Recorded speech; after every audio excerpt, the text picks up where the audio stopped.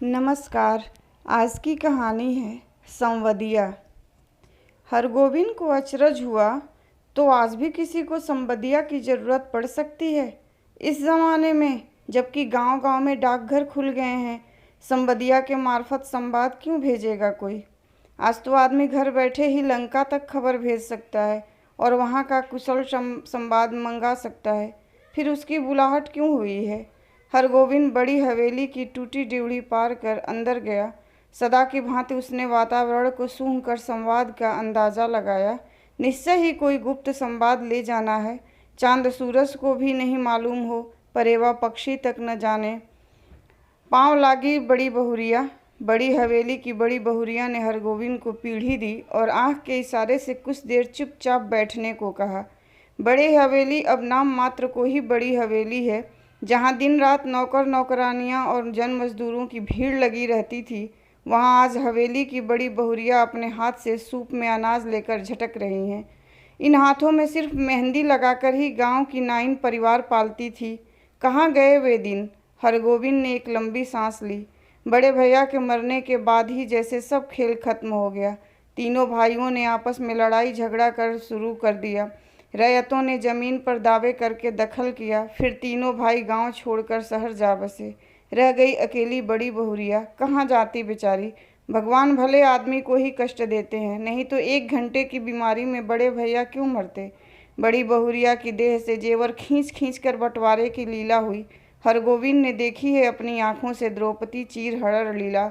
बनारसी साड़ी के 3 टुकड़े करके बंटवारा किया था निर्दयी भाइयों ने। बेचारी बड़ी बहुरिया। गांव की मुदियाइन बूढ़ी न जाने कब से आंगन में बैठकर बड़बड़ा रही थी। उधार का सौदा खाने में बड़ा मीठा लगता है और दाम देते समय मुदियाइन की बात कड़वी लगती है।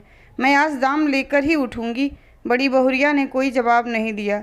हरगोविंद ने फिर लंबी सांस ली। जब तक यह मुदियाइन आंगन से नहीं टलती, बड़ी बहुरिया हरगोविंद से कुछ नहीं बोलेगी।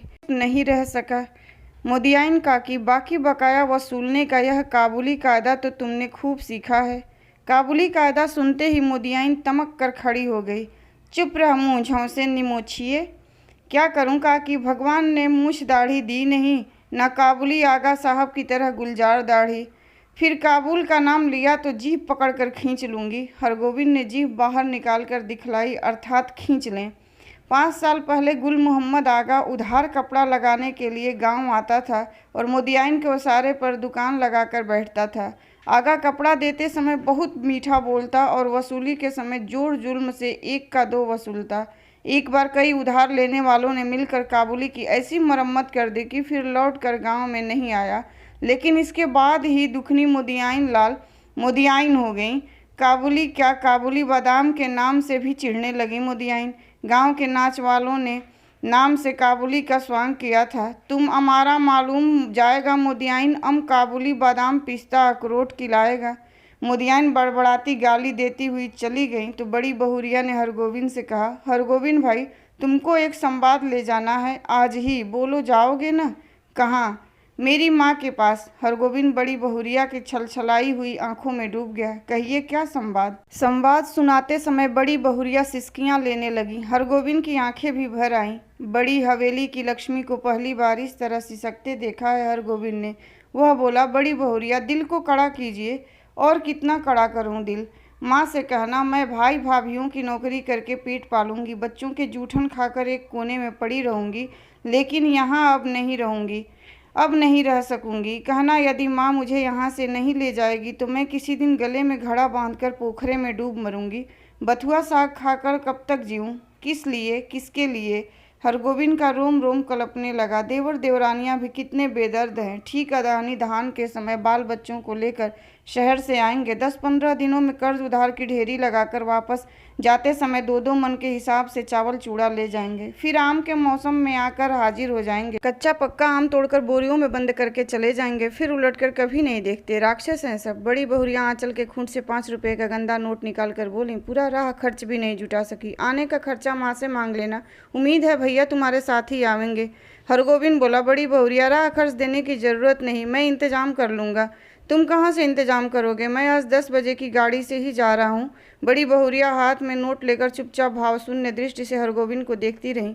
हरगोविंद हवेली से बाहर आ गया। उसने सुना बड़ी बहुरिया कह रही थी, मैं तुम्हारी राह देख रही हूँ। संवदिया अर्थात संवाद वाहक हरगोविंद संवदिया। संवाद पहुँचाने का काम सभी नहीं कर सकते। आदमी भगवान के घर से ही संवदिया बनकर आता है। संवाद के प्रत्येक शब्द को याद रखना, जिस सुर और स्वर में संवाद सुनाया गया है ठीक उसी ढंग से जाकर सुनाना सहज काम नहीं है। गांव के लोगों की गलत धारणा है कि निठल्ला, कामचोर और पेटू आदमी ही संवदिया का काम करता है। न आगे नाथ न पीछे पगहा, बिना मजदूरी लिए जो गांव गांव संवाद पहुंचावे उसको और क्या कहेंगे? औरतों का गुलाम, जरा सी मीठी बोली सुनकर ही नशे में आ जाए, ऐसे मर्द को भी भला मर्द कहेंगे? किंतु गाँव में कौन ऐसा है जिसके घर की माँ बहू बेटी का संवाद हरगोविंद ने नहीं पहुँचाया है? लेकिन ऐसा संवाद पहली बार ले जा रहा है वह। गाड़ी पर सवार होते ही हरगोविंद को पुराने दिनों और संवादों की याद आने लगी। एक करुण गीत की भूली हुई कड़ी फिर उसके कानों के पास गूंजने लगी। पैया पड़ूं दाढ़ी धड़ूं हमरी संवाद ले ले जाहूँ रे संबदिया। बड़ी बहुरिया के संवाद का प्रत्येक शब्द उसके मन में कांटे की तरह चुभ रहा है। किसके भरोसे यहाँ रहूंगी? एक नौकर था, वह भी कल भाग गया। गाय खूंटे से बंधी भूखी प्यासी ही कर रही है। मैं किसके लिए इतना दुख झेलूं? हरगोविंद ने अपने पास बैठे हुए एक यात्री से पूछा, क्यों भाई साहब, थाना बिहुपुर में सभी गाड़ियाँ रुकती हैं या नहीं? यात्री ने मानो कुड़ कर कहा, थाना बिहुपुर में सभी गाड़ियाँ रुकती हैं। हरगोविंद ने भांप लिया, यह आदमी चिड़चिड़े स्वभाव का है, इससे कोई बात नहीं जमेगी। वह फिर बड़ी बहुरिया के संवाद को मन ही मन दोहराने लगा, लेकिन संवाद सुनाते समय वह अपने कलेजे को कैसे संभालेगा? बड़ी बहुरिया संवाद कहते समय जहाँ जहाँ रोई है वहाँ भी रोएगा। कटिहार जंक्शन पहुंचकर उसने देखा 15-20 साल में बहुत कुछ बदल गया है। अब स्टेशन पर उतरकर किसी को कुछ पूछने की कोई जरूरत नहीं। गाड़ी पहुंची और तुरंत भोपे से आवाज़ अपने आप निकलने लगी, थाना बिहुपुर, खगड़िया और बरौनी जाने वाले यात्री 3 नंबर प्लेटफॉर्म पर चले जाएं। गाड़ी लगी हुई है। हरगोविंद प्रसन्न हुआ। कटिहार पहुंचने के बाद ही मालूम होता है कि सचमुच सुराज हुआ है। इसके पहले कटिहार पहुंचकर किस गाड़ी में चढ़े और किधर जाए, यह पूछताछ में ही कितनी बार उसकी गाड़ी छूट गई है। गाड़ी बदलने के बाद फिर बड़ी बहुरिया का करुण मुखड़ा उसकी आंखों के सामने उभर गया। हरगोविंद भाई, माँ से कहना, भगवान ने आंखें फेर ली, लेकिन मेरी माँ तो है। किस लिए, किसके लिए मैं बथुआ की साग खाकर कब तक जीऊँ? थाना बिहुपुर स्टेशन पर जब गाड़ी पहुंची तो हरगोविंद का जी भारी हो गया। इसके पहले भी कई भला बुरा संवाद लेकर वह इस गांव में आया है। कभी ऐसा नहीं हुआ उसके पैर गांव की ओर बढ़ ही नहीं रहे थे। इसी पगडंडी से बड़ी बहुरिया अपने मैके लौट आवेंगी, गांव छोड़ आवेंगी, फिर कभी नहीं जाएंगी। हरगोविंद का मन कलपने लगा। तब गांव में क्या रह जाएगा? गांव की लक्ष्मी ही गांव छोड़कर चली आवेंगी। किस मुंह से वह ऐसा संवाद सुनाएगा? कैसे कहेगा कि बड़ी बहुरिया बथुआ साग खाकर गुजर रही हैं? सुनने वाले हरगोविंद के गांव का नाम लेकर थूकेंगे। कैसा गांव है जहां लक्ष्मी जैसी बहुरिया दुख भोग रही है? अनिच्छापूर्वक हरगोविंद ने गांव में प्रवेश किया।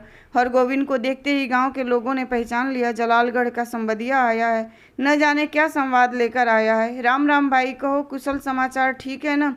राम राम भैया जी, भगवान की दया से सब आनंदी है। उधर पानी बूंदी पड़ा है। बड़ी बहुरिया के बड़े भाई ने पहले हरगोविंद को नहीं पहचाना। हरगोविंद ने अपना परिचय दिया तो उन्होंने सबसे पहले अपनी बहन का समाचार पूछा। दीदी कैसी है? भगवान की दया से सब राजी खुशी है। मुंह हाथ धोने के बाद हरगोविंद की बुलाहट आंगन में हुई।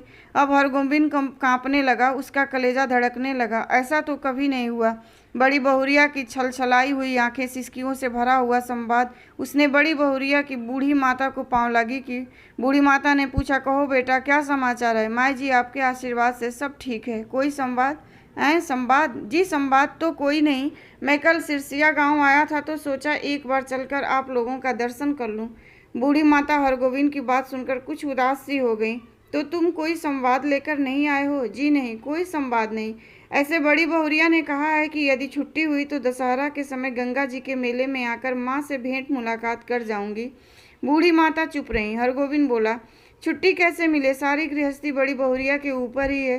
बूढ़ी माता बोली, मैं तो बबुआ से कह रही थी कि जाकर दीदी को लिवा लाओ, यहीं रहेगी। वहाँ अब क्या रह गया है? जमीन जायदाद तो सब चली ही गई। तीनों देवर अब शहर में जाकर बस गए हैं। कोई खोज खबर भी नहीं लेते। मेरी बेटी अकेली। नहीं माँ जी, जमीन जायदाद अभी भी कुछ कम नहीं है। जो है वही बहुत है। टूट भी गई है तो आखिर बड़ी हवेली ही है, स्वांग नहीं है। यह बात ठीक है, मगर बड़ी बहुरिया का तो सारा गांव ही परिवार है। हमारे गांव की लक्ष्मी है बड़ी बहुरिया। गांव की लक्ष्मी गांव को छोड़कर शहर कैसे जाएंगी? यूँ देवर लोग तो हर बार आकर ले जाने की जिद करते हैं। बूढ़ी माता ने अपने हाथ हरगोविंद को जलपान लाकर दिया। पहले थोड़ा जलपान कर लो बबुआ। जलपान करते समय हरगोविंद को लगा बड़ी बहुरिया दालान पर बैठी उसकी राह देख रही हैं, भूखी प्यासी। रात में भोजन करते समय भी बड़ी बहुरिया मानो सामने आकर बैठ गई। कर्ज उधार अब कोई देता नहीं, एक पेट तो कुत्ता भी पालता है, लेकिन मैं माँ से कहना। हरगोविंद ने थाली की ओर देखा। भात दाल, 3 किस्म की भाजी, घी, पापड़, अचार। बड़ी बहुरिया बथुआ साग उबाल कर खा रही होंगी। बूढ़ी माता ने कहा, क्यों बबुआ, खाते क्यों नहीं? माई जी, पेट भर जलपान जो कर लिया है। अरे जवान आदमी तो 5 बार जलपान करके भी 1 थाल भात खाता है। हरगोविंद ने कुछ नहीं खाया, खाया नहीं गया। संबदिया डट कर खाता है और अफर कर सोता है, किंतु हरगोविंद को नींद नहीं आ रही है। यह उसने क्या किया, क्या कर दिया? वह किस लिए आया था? वह झूठ क्यों बोला? नहीं नहीं, सुबह उठते ही वह बूढ़ी माता को बड़ी बहुरिया का सही संवाद सुना देगा। अक्षर अक्षरः, माँ जी, आपकी इकलौती बेटी बहुत कष्ट में है। आज ही किसी को भेजकर बुलवा लीजिए, नहीं तो वह सचमुच कुछ कर बैठेगी। आखिर किसके लिए वह इतना सहेगी? बड़ी बहुरिया ने कहा है, भाभी के बच्चों के जूठन खाकर वह एक कोने में पड़ी रहेगी। रात भर हरगोविंद को नींद नहीं आई। आंखों के सामने बड़ी बहुरिया बैठी रही, सिसकती, आंसू पोंछती हुई। सुबह उठकर उसने दिल को कड़ा किया। वह संवादिया है, उसका काम है सही सही संवाद पहुंचाना। वह बड़ी बहुरिया का संवाद सुनाने के लिए बूढ़ी माता के पास जाकर बैठा। बूढ़ी माता ने पूछा, क्या है बबुआ, कुछ कहोगे? माई जी, मुझे इसी गाड़ी से वापस जाना होगा, कई दिन हो गए। अरे इतनी जल्दी क्या है, 1 आध दिन रहकर मेहमानी कर लो। नहीं माई जी, इस बार आज्ञा दीजिए, दशहरा में मैं भी बड़ी बहुरिया के साथ आऊँगा, तब डटकर 15 दिनों तक मेहमानी करूँगा। बूढ़ी माता बोली, ऐसा जल्दी थी तो आए ही क्यों? सोचा था बिटिया के लिए दही चूड़ा भेजूंगी, सो दही तो नहीं हो सका। आज थोड़ा चूड़ा है, बासमती धान का लेते जाओ। चूड़ा की पोटली बगल में लेकर हरगोविंद आंगन से निकला तो बड़े भाई ने पूछा, क्यों भाई, राह खर्च तो है? हरगोविंद बोला, भैया जी, आपकी दुआ से किसी बात की कमी नहीं है। स्टेशन पर पहुंचकर हरगोविंद ने हिसाब किया। उसके पास जितने पैसे हैं उससे कटिहार तक का टिकट ही वह खरीद सकेगा, और यदि चवन्नी नकली साबित हुई तो सैमापुर तक ही। बिना टिकट के वह एक स्टेशन भी नहीं जा सकेगा। डर के मारे उसकी देह का आधा खून गया। गाड़ी में बैठते ही उसकी हालत अजीब सी हो गई। वह कहाँ आया था, क्या करके जा रहा है, बड़ी बहुरिया को क्या जवाब देगा? यदि गाड़ी में निर्गुण गाने वाला सूरदास नहीं आता तो न जाने उसकी क्या हालत होती। सूरदास के गीतों को सुनकर उसका जी स्थिर हुआ थोड़ा, कि अहो रामा नैहरा के सुख सपन भयो, अब देश पिया को डोलिया चली माई रो मती, यही करम गति। सूरदास चला गया तो उसके मन में बैठी हुई बड़ी बहुरिया फिर रोने लगी। किसके लिए इतना दुख सहूं? 5 बजे भोर में वह कटिहार स्टेशन पहुंचा। भोंपे से आवाज आ रही थी, बैरगाछी, कुसियार और जलालगढ़ जाने वाले यात्री 1 नंबर प्लेटफार्म पर चले जाएं। हरगोविंद को जलालगढ़ स्टेशन जाना है, किंतु वह 1 नंबर प्लेटफार्म पर कैसे जाएगा? उसके पास तो कटिहार तक का ही टिकट है। जलालगढ़ 20 कोस।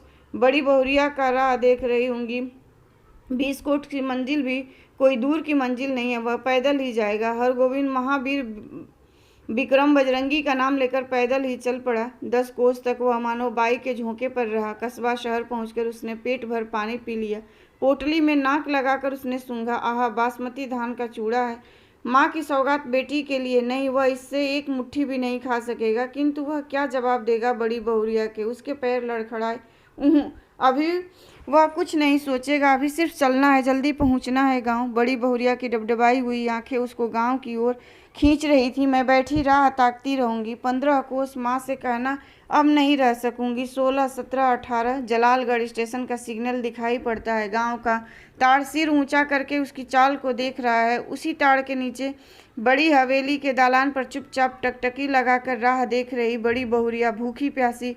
हमरो संदेश ले जाऊं रे संवदिया, लेकिन यह कहाँ चला आया हरगोविंद? यह कौन सा गांव है? पहली सांझ में ही अमावस्या का अंधकार। किस राह से वह किधर जा रहा है? नदी है, कहाँ से आ गई नदी? नदी नहीं, खेत है। ये झोपड़े हैं या हाथियों का झुंड? ताड़ का पेड़ किधर गया? वह रात भूल कर न जाने कहाँ भटक गया। इस गाँव में आदमी नहीं रहते क्या? कहीं कोई रोशनी नहीं है, किससे पूछूं? वहाँ रोशनी है या आंखें? वह खड़ा है या चल रहा है? वह गाड़ी में है या धरती पर? हरगोविंद भाई आ गए, बड़ी बहुरिया बोली, या कटिहार स्टेशन का भोंपा बोल रहा है? हरगोविंद भाई, क्या हुआ तुमको? बड़ी बहुरिया, हरगोविंद ने हाथ से टटोल कर देखा, वह बिछावन पर लेटा हुआ है, सामने बैठी छाया को छूकर बोला, बड़ी बहुरिया। हरगोविंद भाई, अब जी कैसा है? लो एक घूंट दूध और पी लो, मुंह खोलो, हाँ पी जाओ, पियो। हरगोविंद होश में आया, बड़ी बहुरिया दूध पिला रही हैं। उसने धीरे से हाथ बढ़ाकर बड़ी बहुरिया का पैर पकड़ लिया। बड़ी बहुरिया, मुझे माफ़ करो, मैं तुम्हारा संवाद नहीं कह सका। तुम गांव छोड़कर मत जाओ, तुमको कोई कष्ट नहीं होने दूंगा, मैं तुम्हारा बेटा। बड़ी बहुरिया, तुम मेरी माँ, सारे गांव की माँ हो। मैं अब निठल्ला बैठा नहीं रहूँगा, तुम्हारा सब काम करूँगा। बोलो बड़ी माँ, तुम गाँव छोड़कर चली तो नहीं जाओगी? बोलो। बड़ी बहुरिया गर्म दूध में एक मुट्ठी बासमती चूल्हा डालकर मसकने लगी। संवाद भेजने के बाद से ही वह अपनी गलती पर पछता रही थी। धन्यवाद। कहानी पसंद आई हो तो लाइक कीजिए, शेयर कीजिए और मेरे चैनल को ज़रूर सब्सक्राइब कीजिए।